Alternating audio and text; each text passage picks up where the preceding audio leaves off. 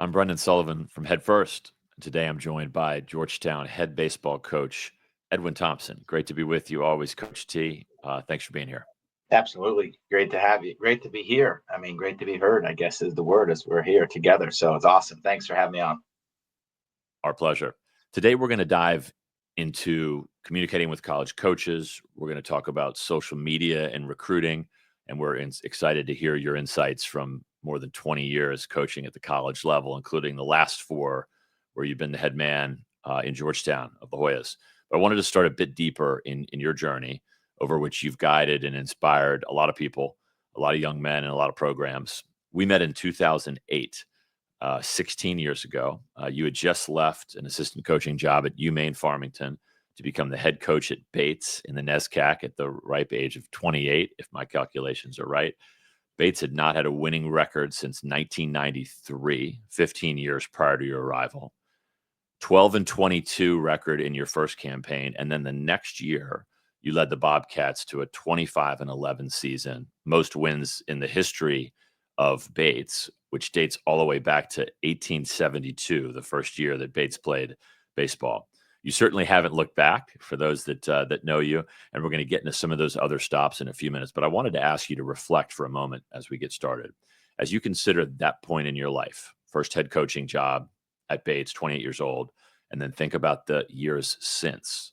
I'm interested to know, what were you certain that your career was going to contain in the years ahead? And what's been the biggest surprise? Wow. Great question. I think at that point, it was uncertainty. Because before I got the baseball job, I was a running backs coach. It's a fun fact people don't know. I left UMaine Farmington and took a part-time, full-time position at which at the time was free housing and meals and a stipend. And I was a single 27, 28-year-old guy. I was like, that I'm all in. And so I coached football for the first 3 or 4 months that summer. Didn't coach any baseball. And the baseball job opened up. So I think the uncertainty of just being a head coach, being able to coach football, baseball, teach a class, it was a lot. And I learned so much that first year. But what I really felt was, even prior to that, my first job was a middle school basketball JV coach. And I think what I knew, I loved to teach. And so I didn't know where I was going to go or what level I was going to end up being at, but I knew I was certain I was going to be teaching. And I didn't know what sport, because as I coached basketball, high school basketball for a while. I was a varsity, did AAU, had some college basketball job offers. So for like a 3 to 4 year stretch, I coached high school football, high school basketball, middle school track, JV basketball, travel baseball, fall baseball. Like, I just was coaching. And so when I got the Bates job, I really was prepared to be a head coach in the organization, the details and how to run it, but I didn't know what everything came with that. So I think that was something I had to learn. That was the uncertainty part. It was like, okay, now what? Okay, I know how to do the baseball, I know how to lead, but what does it look like, how to manage, the alumni, to manage donors, and then just overall for me, it was the new world of academic world that it was definitely new from UMaine Farmington. So it was just a whole new different from a regional school or state school, to a national brand school. So I think the uncertainty was there, but I was certain that I was going to be teaching. Here in DC, you've come home. You've transformed the Georgetown program, which you took over in 2021. Hadn't had a winning season. It's a bit of a theme, I think. Hadn't had a winning season since going 23-22 in 1986 when you were 6 years old. You've been a great friend to me, great friend to Head First. We love you dearly. And I want to hear a little bit about your journey in your words. Growing up in Maine, playing collegiately here at Howard in the district, and eventually now the head man at the Hilltop, as you Hoyas like to call it, and we fans like to as well. So take us through your journey. Yeah, it's kind of, the timing of this is really unique, because growing up, Ricky Henderson was my favorite baseball player. And at a young age, I just got in love with watching him play in the game of baseball, for that matter. And so from playing football with my mom when I was 6 years old in the backyard, just kind of figuring it out, to having a full-blown stats in the summertime with crab apples. Growing up in Maine, we just made it work, and we didn't have travel ball, and I didn't play baseball until I was 8 or 9, organized. We just played in the backyard. We just competed, and in a small rural town, you just have apples, you had rocks. We just hit them with a metal bat. It probably wasn't the safest thing, but that was the '80s. That's what I grew up in. I think But the foundation for me was just growing up in Maine was beautiful. I played multiple sports. It was such a great time for me. I love just competing, and I think that's kind of what over my career I've been able to compete at different places where I've been at, and we had some success. But I think leaving Maine to go to Howard was obviously a great experience for me. Some of my lifelong friends were there. I met my wife there.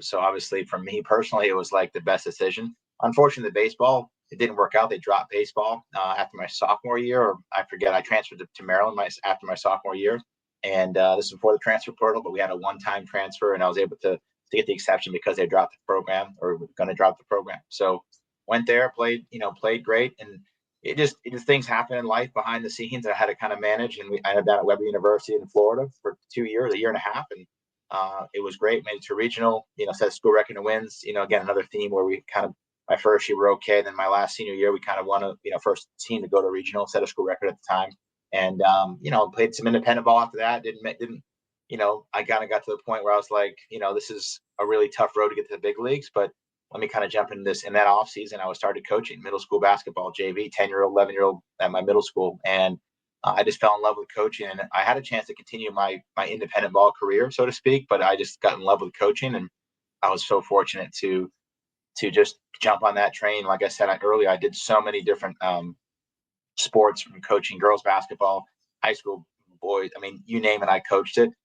Didn't matter. I just wanted to come be a sponge and learn from all the people, my mentors. And so, and then kind of jump into college when I got the Maine Farmington job, and was still doing all the other things I was doing, but then the base job, and then go from there. So I think the journey has been a very unique path than the average college coach now, where a lot of them come from college, they jump in and they move up the ladder. But like I literally, there's not something I have not done in the game, from driving a van to doing laundry to field maintenance and literally everything in between, and then across different sports. And so that's really shaped my career from a coaching standpoint. Really, my foundation has been when I was coaching those 4 or 5 years at the high school, middle school level, to really help me and guide me as I've gone on this journey. Thank you. I'm interested to know how your recruiting approach has evolved over the years. And you referenced the one transfer rule with an exception. Things are obviously very different here as we head from 2024 into 2025. So, in particular, through the lens of a player hoping to separate themselves from a pack of talented student athletes and get your attention, how has your approach changed over the years? I think the only approach that's changed is when I was younger, I tried to make something better than it sounded or was, in a sense of presenting this. I try not to say I want to recruit anybody. I want to present to people what we are and what I am. And I think I have to be authentically myself. And so when I was younger, I tried to present this, I don't want to say false narrative, but it just wasn't necessarily exactly what the school was or the facilities or what it was. And I think I really when I got to Duke, it really hit home. Coach K was, not by any means a mentor, but I was able to kind of interact with him at Duke. And he just said, just be yourself, be honest about what the school is and who you're recruiting to. I never forgot that. And I've taken that to a whole nother level, and just, said who we are. And I think kids have not changed. I think how we approach them may have to some degree, but what I look for hasn't changed. Competitive human being, a good person. Obviously, they have to have a skill set that can help us win games. At the end of the day, that's my job, is to win games. So when the lights come on, what do you do? Do you have success, and then how do you respond to failure? Right? Can you deal with adversity? And then ultimately, do you have a passion for playing? Like, I think there's something we lost, and there's a lot of people that train. Not a lot of passionate people. People do things, but they don't not passionate. I think so. Just being passionate, being competitive, and then the skill set to have to follow will mirror that, hopefully, and have the success on the field in game. Doesn't mean we have to go watching, and you have to go 4 for 4, but are you a good teammate if you're 0 for 4? Like there's times where I'll just sit and I won't watch the game from the behind the stands. I'll watch in left field, and I'll just watch that dugout and watch how that player interacts. If they do something well, are the teammates getting excited behind him? And I think that's something that I've always tried to find is competitive humans that have good values, and then respect their coaches and their teammates, and obviously their parents. So I think that's just kind of like a long-ended answer, but just generally competitive humans that understand what it takes to be passionate about whatever they're doing. Edwin, you mentioned being authentic. It's one of the things we've always appreciated about you. I remember watching you coach at our events. First time you had the Bates uniform on, and then seeing you last summer head man at Georgetown, and the energy is the same.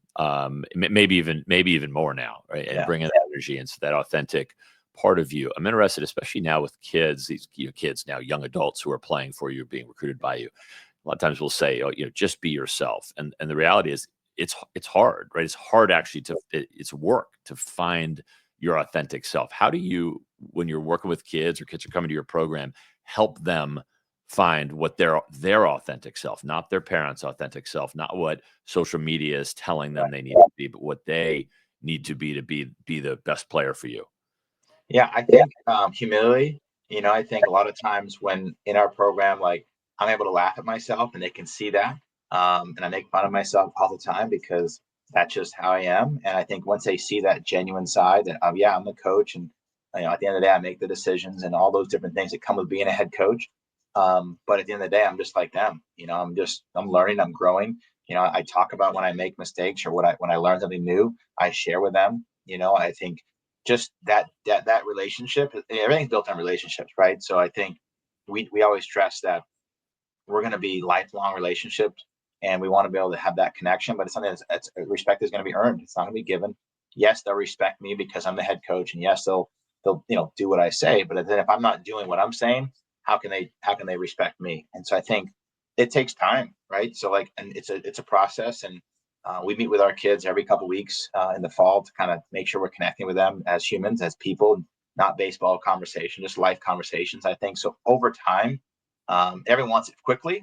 I think it just takes time, and then if you've been, not yourself or haven't been able to be free, some programs they come from, they can only do certain things or act a certain way. Like they have to trust me that, like, we're going to be professional, we're going to enjoy each other, but we're going to do it in a way that fits us. And so we want them to have the individuality. I think that's important, without losing respect to the game. I think that sometimes can get lost with how they look at me. It's not about me, it's about us. And I think that's the part that we really stress, and just so it comes out naturally. I don't think there's any force or any conversation one way or the other. Just over time, them seeing, there's an old saying, you hear, you see, you do, when it comes to teaching. And that's kind of how we try to approach it. Like, we show them something, they hear it, and we go do it. And we also have to mirror that behavior, us coaches, and for ourselves.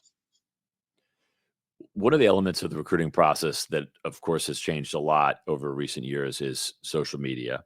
Mhm. Um, Interested to know how you and your staff at Georgetown use social media to find, to evaluate, to recruit players to come play for you at Georgetown. What platforms, and just how do you fold that into everything you're doing? Oh, I think social media is great. I love it. I think it's a huge resource. Like, if I was when I was, we're fortunate now where we can kind of travel, when we need to go see a player in California, or whatever, and we can kind of do that. But every school can't do that. Every coach doesn't have the budget for that. And obviously, we're not going all over the place, but like, everything's geared towards time. And I think we all have to value time. But I think the thing we can do is get a sense of who the person is based off their social media. We can get a sense of what they're liking. We can't see that anymore, but, like, what they're retweeting, what their interest may be, and then ultimately can see them perform. I think when kids, they should tag coaches and say, "Hey, this is what I'm at, Coach T. Look at me. Here's what I'm doing." I think, we look at it. I can't speak on every coach in the country, but I know we do, and I know a lot of coaches do. Is that going to be the end all of your recruitment process? No, but can it help identify you as a talented player? Absolutely. If you're living in, like, for a kid like myself, growing up in JMA, I mean, I wasn't able to get in front of coaches. There wasn't as many camps and things. The landscape has changed. So, but if I'm in JMA, I get to Georgetown. I can get to Coach T. I can tag him on a Twitter every week, and eventually, maybe not every day, but I'll eventually see it. And I think our staff will see it. And so we take that information. We want people that are interested in our program. I think that's any coach. We want to go where you want it. And so you have to, as a player, have to know where you want to go, and that's a huge part. So I think that's a lot of people look at it as a negative. Sure, there are things that are, not a positive about that, and there's some, you have to be really aware of it. But the positive side strictly from a recruitment standpoint, we can send us a lot. And at the same time, so can scouts, so can admissions offices, jobs down the road. Like, so what you do at a younger age is so critical. That's where we talk about character all the time in our program. Like, if you don't want your parent or your sibling to see what you're posting, then you shouldn't post it. And ultimately it's going to get back to you. And if it's a negative, situation. So yeah, we enjoy it. We embrace it. And I think it's something that's a huge resource for us. And Twitter for sure. And, follow your various Twitter feeds, which are always high energy and give good insight into the program. What are the platforms that you're most active on? Yeah. Personally, I'm Twitter. That's my thing. I think our assistants have a wide range from Instagram. There's other services and platforms out there, but I think those are probably the two that we kind of see, just nature of the likes and the things of that nature. So even if we don't have, I don't have an active Instagram account personally, but I know our staff, so they kind of help. If if we're recruiting a player pretty heavy, we're going to find out all that we can about that player. I mean, we only, like most coaches, they only get so many spots in their school in the recruiting class. And so I think that's something that we have to make sure we're very smart aware of. But that's just one tool. Obviously, we make phone calls to your high school coaches, travel coaches, other sports. I think a lot of coaches may or may not do is we take visiting coaches and say, what do you think about this kid? If we're like, if I'm in Maine, obviously I know a lot of connections, a lot of people, but we'll call outside other coaches and ask about that player and get that opinion, because I think that gives you a really good sense of like, hey, this kid's special. Like there's sometimes where you get that information, it doesn't change, but like, okay, this is a third party, has nothing to do with this kid, not a travel coach, not a high school coach, is opposite of opposing team coach, or even opposing sport. Maybe playing a different sport, we kind of call, hey, what do you think about this kid? Obviously the kid should stand out from an athletic standpoint. So that's another, again, there's a lot of areas, but that's using that resource that we have now with the social media and the connection we can make really quickly with kids. And you'll call, you're recruiting let's say you're recruiting a student athlete in the state of Illinois. You'll track down sometimes coaches that you don't even know or have a connection with to get their impression of that player. Yes. Yeah. How does that call go? What are you digging into? Well, I introduce myself, obviously what we're doing, who we are. We say we're just recruiting a player in your area and want to see what your thoughts of them, and they'll give you the full opinion. And then from there, we lead into, hey, do you happen to have any players that you think might be a good fit for us? Right. So it's kind of two-part phone call. We grow our network. We're able to kind of see that. But it's a great resource. I think, obviously we do that in travel ball all the time, because we know a lot of the travel coaches, but our high school coaches, I think those are ones that we'll call guidance counselors. They're going to kind of tell us how the kid is. Does he behave? How does that work? I think so. Just when we're talking about 7 to 10 kids that we're recruiting, we don't want to make mistakes on people. And that's when we may miss on talent. We just can't miss on the person. And so, if we like a talented kid in Illinois that we may not be able to see as much as we hoped, but if that high school coach, I think, checks out, but that opposing team coach is like, coach, I'm just telling you, I have no, like they give us information. We'll do some more digging, right? We'll always follow up. Obviously, we'll take everyone's opinion when we validate that, but at the same time, we'll do our own homework to make sure, we're getting the right person that we thought we would want to get from a baseball and makeup and talent standpoint. Because the academic standpoint is easy. It's a transcript, it's a grades, right? Baseball, there's some numbers, but like we can physically see them. But then who they are, that's the biggest and probably the most important part of our process. On the social media side of things, if you were to make a recommendation to all high school players who are hoping to be student athletes at the next level, most important thing that those student athletes can do proactively on their X feed or their X profile, for example, just have all your information in your profile. Your cell phone. Well, I discourage like cell phones because I think that's can kind of get tricky sometimes. I think you kind of like a resume, like, hey, DM for cell phone upon request, from a college coach. But I think your email is okay as long as it's a safe email, or a separate one just for recruiting purposes. Maybe you have one just for recruiting. Your GPA, obviously what year in school you are. I think a lot of times, sometimes we'll get tagged and it's like, what year in school are you? I don't really know. It doesn't have it on there. Something simple like that, I think is such a critical piece in the recruiting process. You're able to gather a lot of information that we need quickly. SAT, ACT scores, again, for our schools, but just every school. The first question every coach is going to ask, I don't care what level I've been at or where I played, how are the grades? Like, that's never going to change. I don't think that's what, obviously coaches can see the ability, but can you have the grades? And then they just have some video tagged on there that is in game. And, it's going to sound crazy.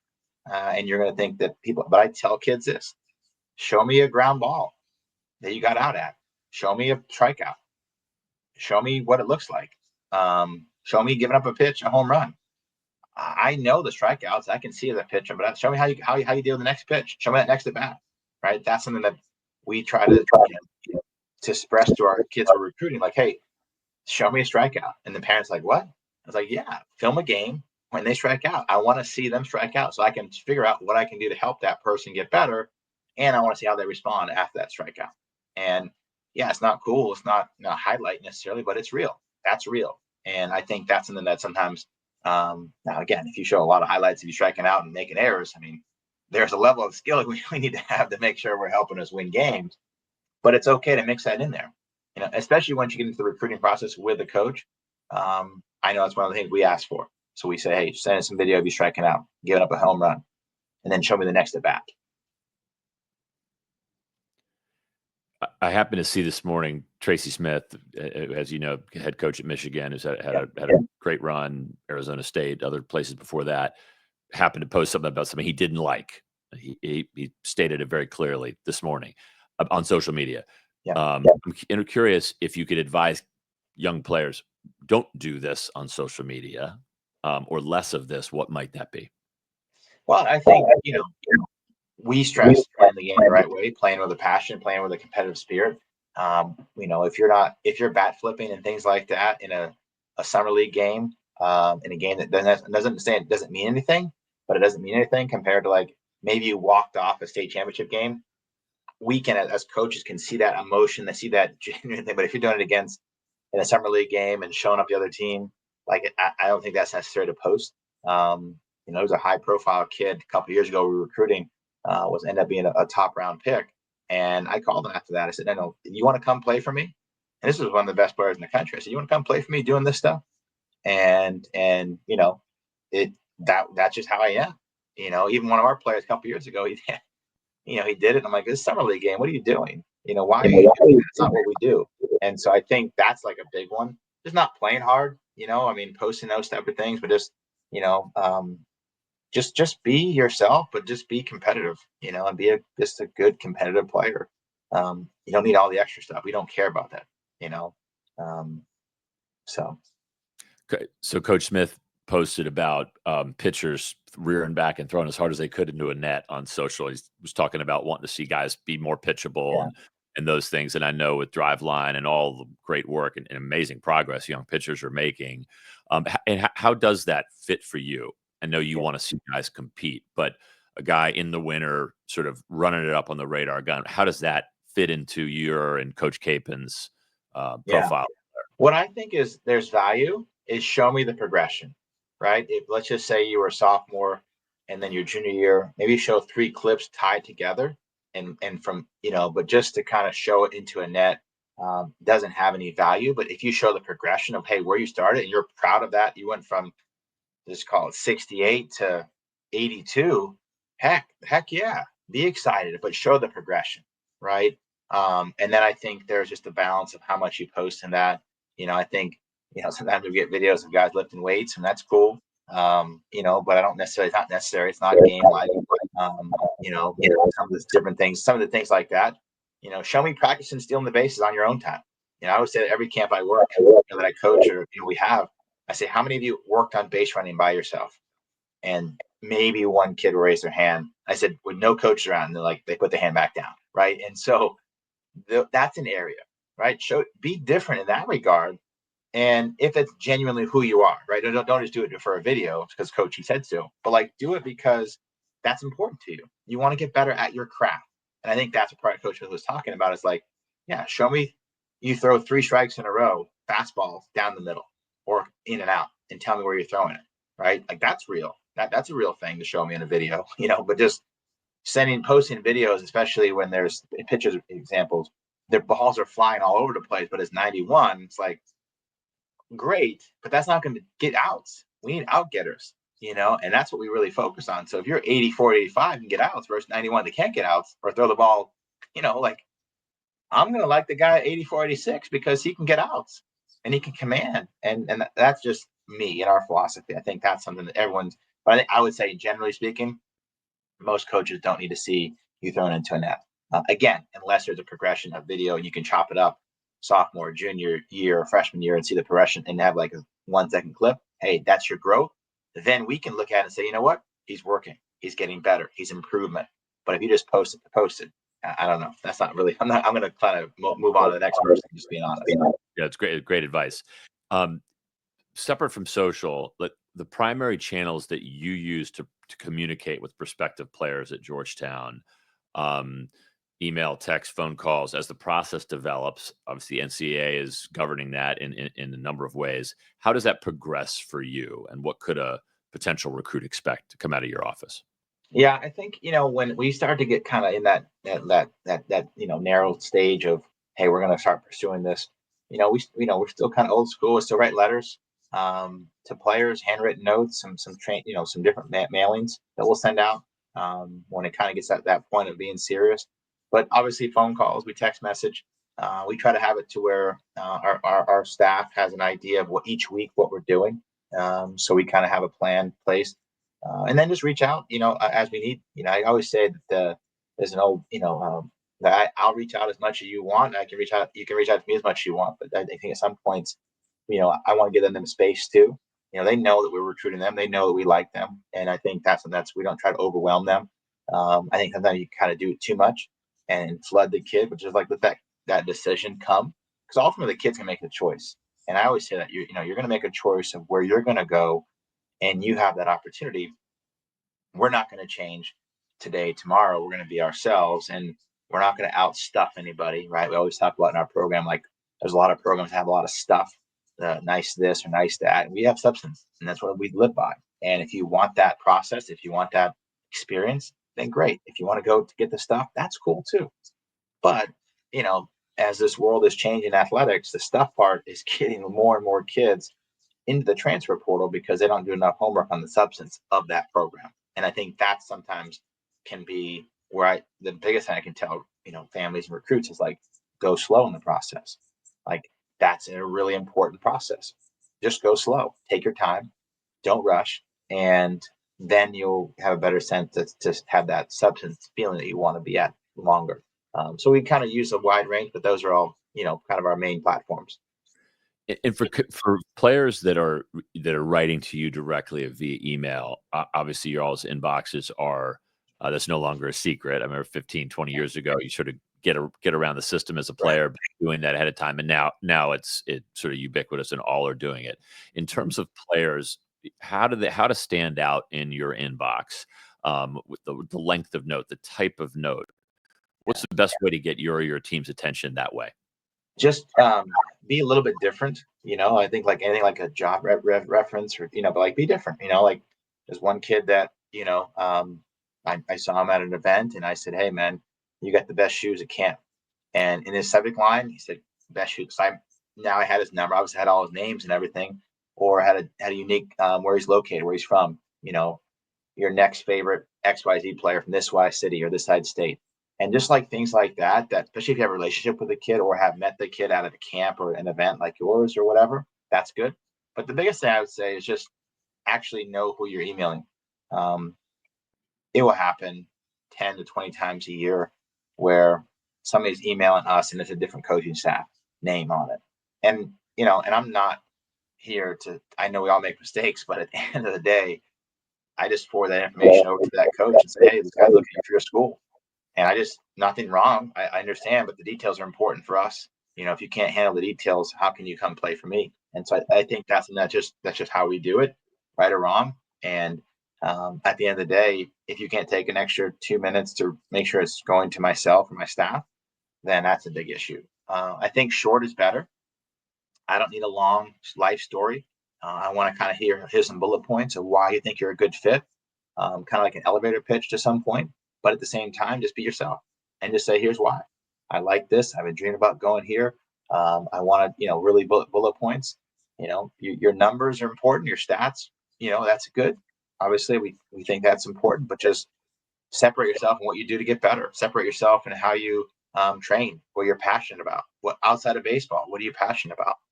I think those people that have those type of things, I always typically are drawn to because you have more than just a baseball person, right? And so at the end of the day, like a handful of players will get a chance to play professional baseball, and even a small amount will get to go to the big leagues.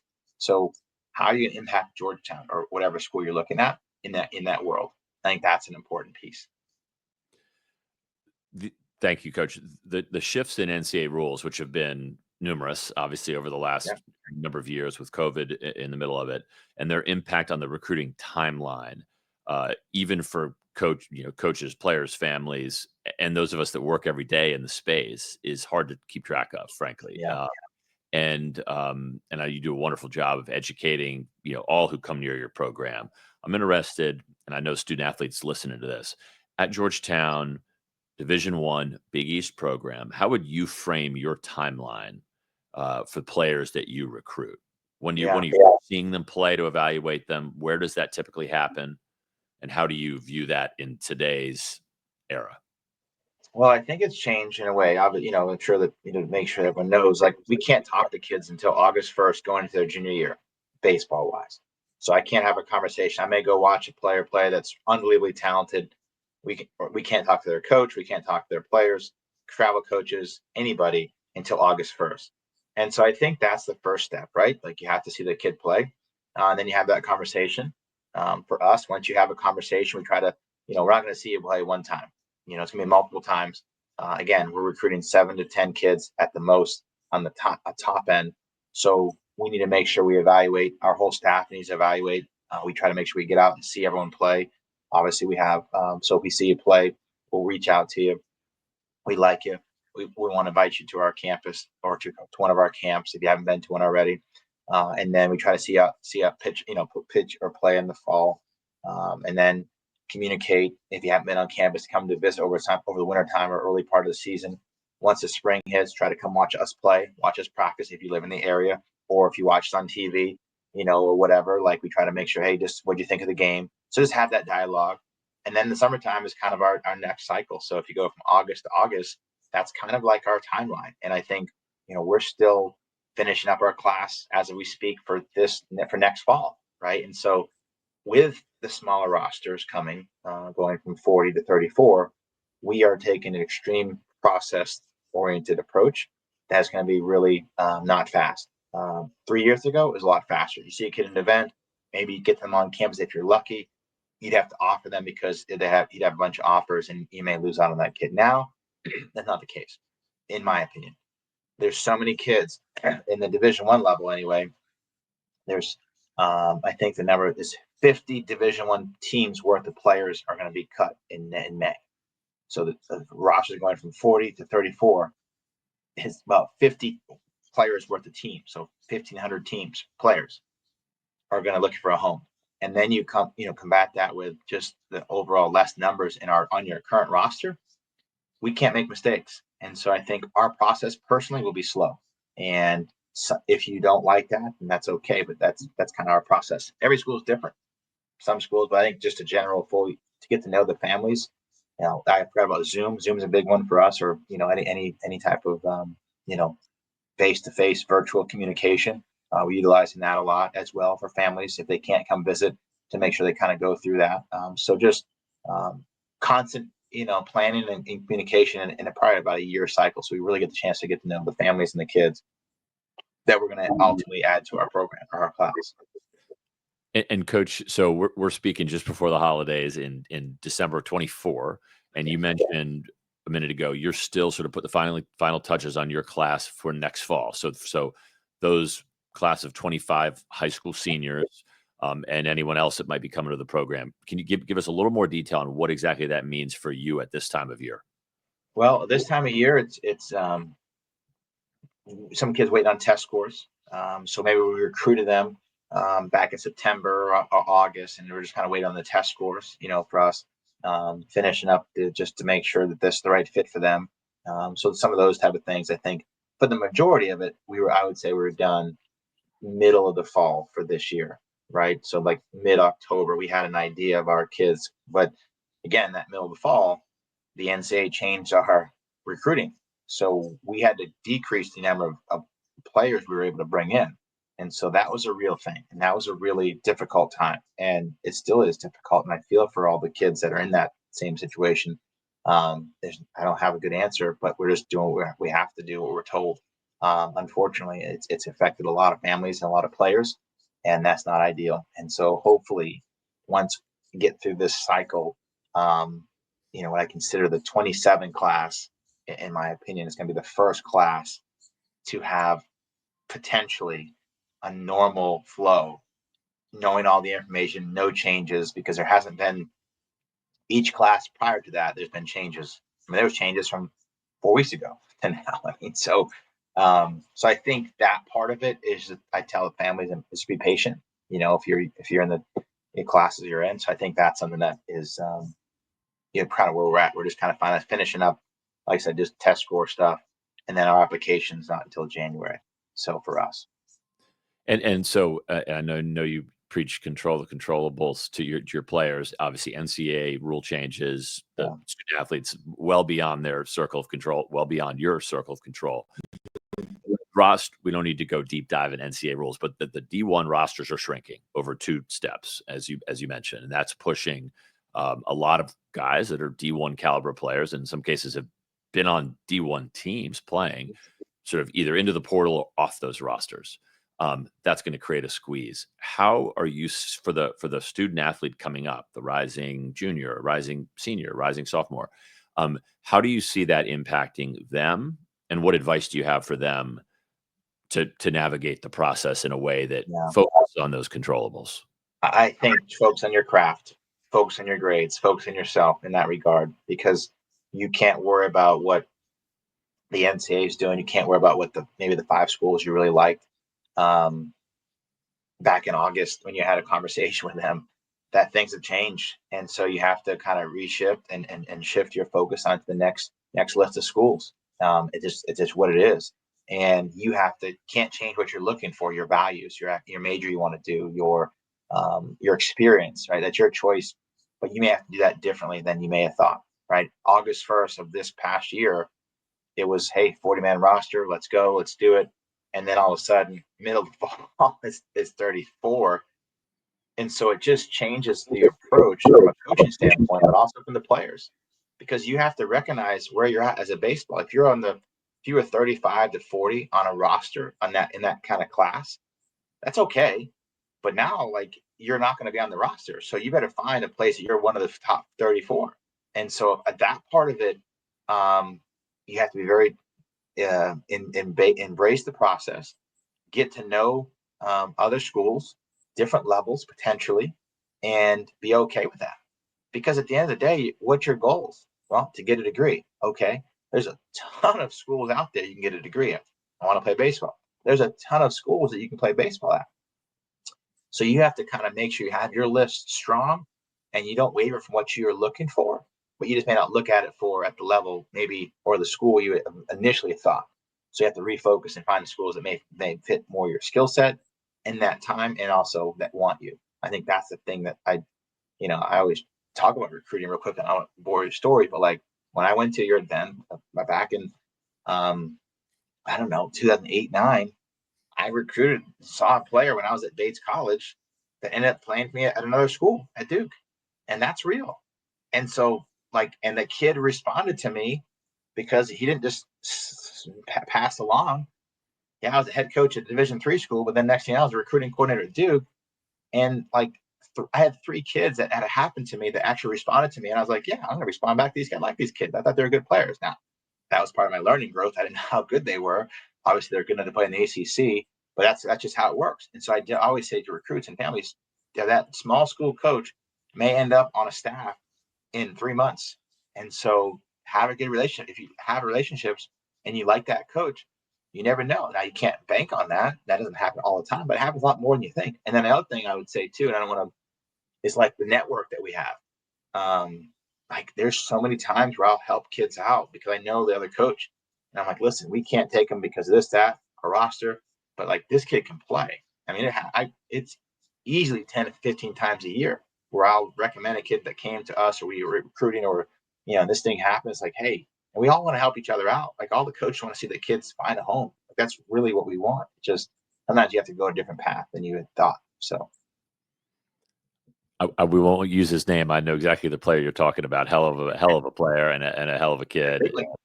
Has done very well for himself. And I remember well, you were recruiting the best player at camp out there in California when you were wearing a Bates jersey and then bringing him to Duke. We sat down last month here in DC, Coach, and we spoke quite a bit about the benefit of early exposure, especially because of these rules as they're sort of getting pressurized.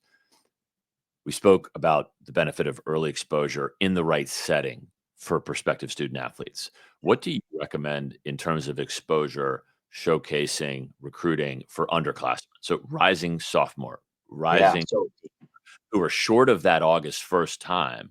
What do you recommend? Yeah, I think, again, the first step is pick a handful of schools you're interested in, right? That you feel I want to go play them, right? But even before that, you should be one of the better players on your team, right? Start there, right? Like, become really good, the best baseball player you can, and whatever that looks like. So you got to start there. You get in love with your craft, and then go from there to your wish list, your dream schools. Do it. Put them out there. Look at them. Go to them if you can. If you're fortunate to go in that area, go watch them play. Go watch a practice. I don't care what level. Go watch a college baseball game in person and be like, I'm as good as I can play like that. I can do that. Or I got some work to do, right? I think that's a step that sometimes gets lost and gets skipped because they see the lights, or they see how cool it is on TV, or the gear, or whatever.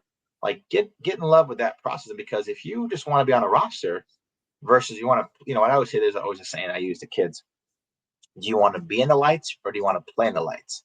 Right. And there's a big difference of playing the lights as a younger player, or just being on a team that has nice lights. So, like, the younger players, the freshmen, sophomores of right now, become really good at what you're doing, because that's all you can control. You can't control. We can't talk to you. You can be the best player in the country. We can't talk to you until August 1st, going into your junior year. So pick the right events where you can get the maximize your exposure, right? I mean, your events, you have 80 to 100 kids, coaches, maybe more, whatever the number is. But it's a large number of people in one spot. Like, that allows you to be on people's radar. And then when it comes down to, like, for us, like in the summertime of this summer, our list from last summer that we've seen, we'll go watch them play. So then we can go see them play in the summertime before we start talking to them. So it's kind of a unique balance where normally it's like before we could talk to the player and be like, hey, are you interested in Georgetown? Yeah, I'm interested. So now we go out and watch, kind of blind, a large list of kids we saw last summer, of younger players, along and the kids we're currently recruiting in the 26 class. So then you have these kind of balancing act if you're trying to see them play. And again, it may not be a lot of kids, but you're going to go see those kids play that we liked last summer, and you can stand out that way. And then August 1st comes, hey, now I've seen you play twice, and last summer, the summer before in 24. Now you like Georgetown, So, like, that's kind of how that would go, I think. So my advice is go to a camp, get on a college campus, because the only way to get on and meet the coaches at a college is if you go to their camps. It's just the way it is. There's no other way to get around it. And I think that's an area, or a camp where this coach is working, right? Those are valuable interactions. And once you get there, don't be afraid to interact with the coaches, right? Like, I think that's the part sometimes, coaches or parents, like, I don't want to talk to the coach. Like, ask questions. It's a really important decision you're going to make. And so I think the more you can do that, the better off you're going to be in the long run. So just be a really good player, become the best player you can, get better, and then have a plan of action of attacking, going to see it and then going to do it in your area.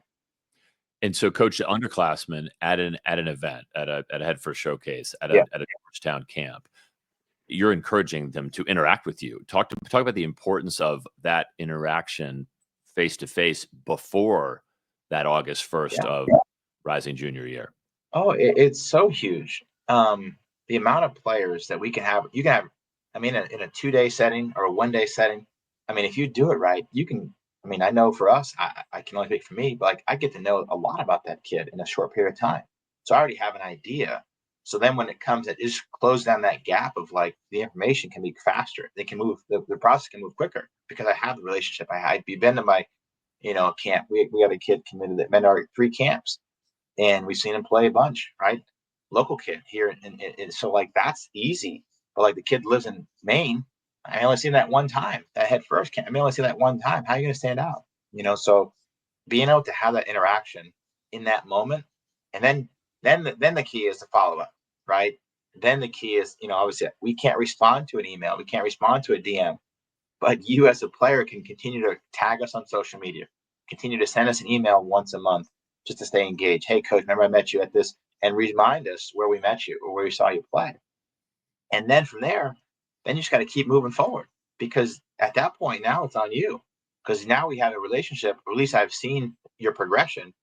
But now it's a matter of going to and see you play, obviously, when the spring or the next time I can. Georgetown. So there you're at Georgetown. You walk past a statue of John Thompson every day to get to Yeah. your office, one of the most legendary coaches that's ever coached anything in this world. It's one of the most sought after college educations in the country, incredibly competitive admissions process, as you know better than anybody. Yeah. What's the pitch you make to a recruit that's interested potentially in Georgetown? What makes Georgetown unique? Go. I think what makes us unique is the university. You have an opportunity. It's limitless. There's nothing you can't do from our school. It's been done. I mean, there's nothing you can't. You can pick an industry, you can pick an area of work, you can pick an area of just people. But like that's one aspect. Like that's you can look at that. Any school has that information. Notable alums or famous people or people like that's every school. I think what makes our place unique is just the community. It's genuinely a real community. People care. We enjoy people from all over the world, all over the country, different backgrounds, different experiences, and I think that's what America looks like and is. And we're all different, and I think that's what makes it special. So I think that's the aspect of the 3 prong. You get to have the backdrop of Washington D.C. From our standpoint, playing in a last year it was like I think it was like 6th or 7th best RPI conference in the Big East. Out of all the teams. So obviously the Pac-12 being gone, like you can argue, like our conference is naturally going to kind of go up to that 5th, 6th spot in us in the Sun Belt was in that mix. So I think you kind of hit a lot of marks, and you do it in an era that is so driven by other things, again, stuff, where our program's kind of really simple in substance. And so I think that's kind of, we just present. And if you like that, great. If you don't, that's okay too. So I think for me, how that happens, we just allow the kid to have conversation. What are they looking for at the end of the day? Right. Because we can have a vision of a kid on the baseball field, but if you don't have a vision of what you want to do after baseball, it won't work, because this is the place we're going to force you to. We take you to New York, we're going to take you to Boston, we're going to take you to different places outside of our DC network and alums, that we're going to put people in to have success, put you in a situation to be able to grow in a lot of aspects. You have to want that, and I think that's something that we try to stress in our process. You connect with hundreds, maybe thousands of players a year in one form or another, many of whom dream to play for you, dream to be a Hoya, dream to play in the Big East, dream to be that Hoya team that's going to win the Big East and go to the national tournament first time. And many of them don't have the physical skill set, or maybe not the academic resume, to be a Hoya and be a part of your program. What are the things that you see during the part of the process that might tell you that player is not quite at your level, but it's a college player? And then what advice do you have for those players that are thinking about this Division I dream, and maybe the best fit for them is at a slightly different level? Yeah. Consistency. I would say, how consistent are they in their behaviors and their actions? It's easy to talk about this and how much I want to do this, but like that's great. But in a double header of day 2 at a camp, are you really playing hard? Are you really? Where's that energy you had early in the first day? And it's hard. I get it, but like that's what I look at, is how consistent can you be in your mannerisms, your behavior, being a great teammate, right? But then ultimately, how do you play? Do you play hard? Are you really? I mean, like there's times where even at some of our camps, I stopped at practice. I said, listen, what are we doing? You guys are just going through the motions.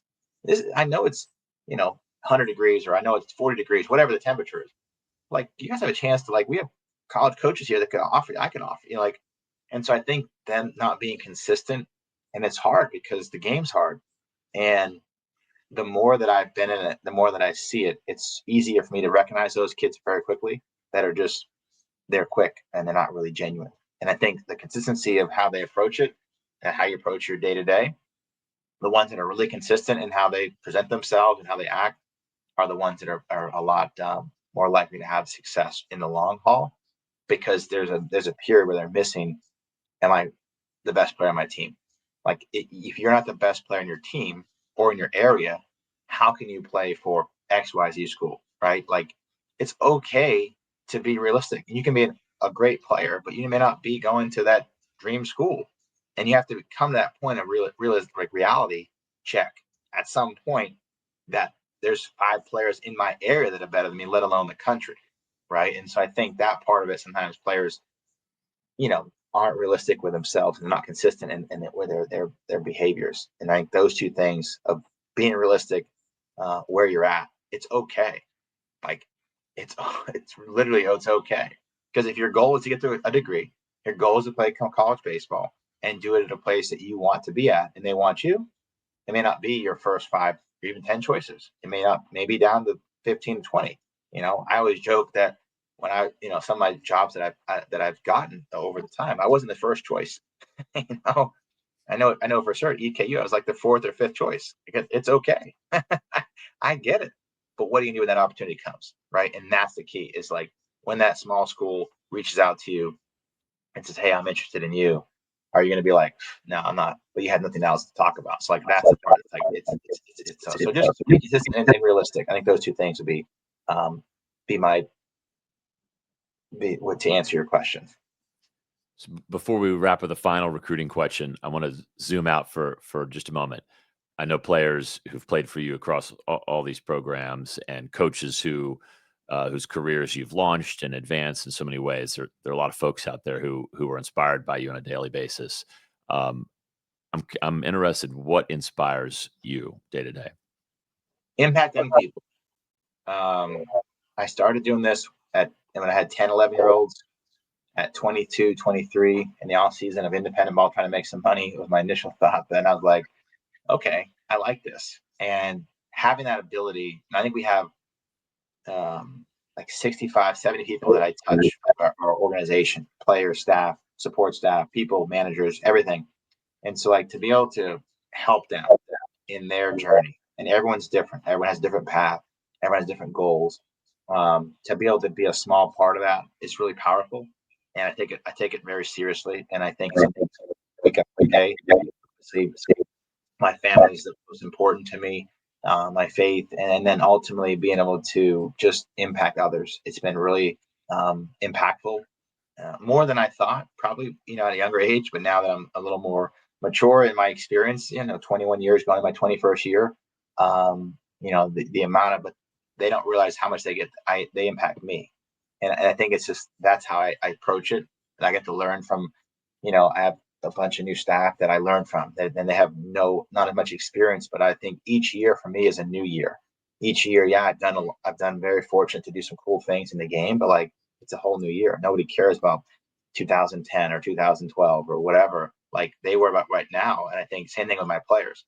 And so being able to have that ability to connect with them in this moment is really special. So I think that's kind of what inspires me, just to be able to impact and make a connection with each individual that I touch, whether it be our organization or other people that I may mentor or help out in the industry. And that obviously is really important to me as well. To the high school players listening to this conversation, Mhm. dreaming of the possibilities for them at playing at the next level and all that that's going to open up for their lives, of finding that edge in the recruiting process, and then the families who play such a critical role, Yeah. loving them day to day and trying to support and facilitate that dream. What final piece of advice as we head into 2025 would you like to share and leave us with? Yeah, don't be dream crushers. And I mean that in the sense, be dream launchers. Meaning that, like, it's okay to be honest with your kids from a parent perspective. The best thing my parents did was honesty. I mean, it was just real honest, open. And, I cut from the cloth where I'd score 12 points in a basketball game. My dad would be like, well, how many points did the other guy score? And I'd be like, I don't know, 18. I'm like, okay, you're at minus 6 points, 5 points. I'm like, so my approach was just different, right? And I think it's okay with being honest with where you're at. If your kid's not making the varsity team as a junior, don't say you're going to go play at an SEC school. It's just not realistic. Today, can it happen? Sure. But like, just pull back and help the kid get to the varsity level as a senior and be a everyday player, right? And I think the dream crusher, sometimes people tell you what you can't do in life, and I think that sometimes is really hard. But there's also, if you launch their dreams and launch them in a direction that's realistic, that sometimes can take them to a place that they never thought they could be. Like, I never thought I'd be at Bates College coaching ever. I lived 20 minutes and I barely went to the campus. I didn't even know what it was. And so I didn't know anything about it until, Kevin McHugh gave me an opportunity of a lifetime. Mark Harriman hired me as a football coach. Like, those guys, people in my life, gave me a chance, and I made a lot of mistakes at that point, but it was just like they launched my dreams. And I didn't realize it at the time. They didn't say, oh, you can't do this, you can't do that as your, new head coach and whatever. They said, just do it this way. And so I think being supportive from a parent perspective, and then from a high school player, man, it's just, I always say, this dream big. Like I'm from Jay, Maine. It's a small town in middle of Maine, and middle country, and I'm coaching one of the best schools in the world. I never predicted that. I never dreamed of that, but I got on a path when I started coaching at University of Farmington, and my mentor was just like, here's how you do it. And I was able to learn and grow. And I obviously took advantage of each opportunity that I have. And I think, take advantage of what you have. You have a chance to go to a camp, go to a camp. You have a chance to learn in your area. Someone's coming to your town to speak, but there's so much information on the internet. Like, you can live in Maine and you can learn about what Cal State Fullerton's doing, or Stanford, or any school is doing now with social media. Follow those programs, see what they're doing, see what their players look like. Try to find the behind the scenes stuff of their organizations. Like, learn about the schools. And I think then you kind of really start to grasp what it is you need to do for you to get where you want to be. And you know what? If a school says no, that's okay. Go to the next one and just keep finding. All you need is one yes. You just need one yes, one school to say yes that you're excited about, and then it can be your dream. And that's okay. It may look different than when you thought when you were 8. I thought I was going to be in the big leagues, had a 10-year career at this point. It didn't happen. I'm okay with that. And that's okay. And so that's the fun part about this journey that you're on. And I think the more that you can support that from a parent standpoint and a coach standpoint, but the players, it's like, have a dream, recognize what you need to do to get that dream, be around people that have gotten that dream or know how to get there, and surround yourself with other people, like-minded people, and you'll at least get yourself on the right path. Edwin Thompson, head coach, Georgetown University baseball. Coach, happy holidays, my friend, to Carmen. Thank you. To hope you have a great break. Looking forward to a great 25 for the Hoyas. Thanks so much. Happy holidays to everyone out there. Thanks.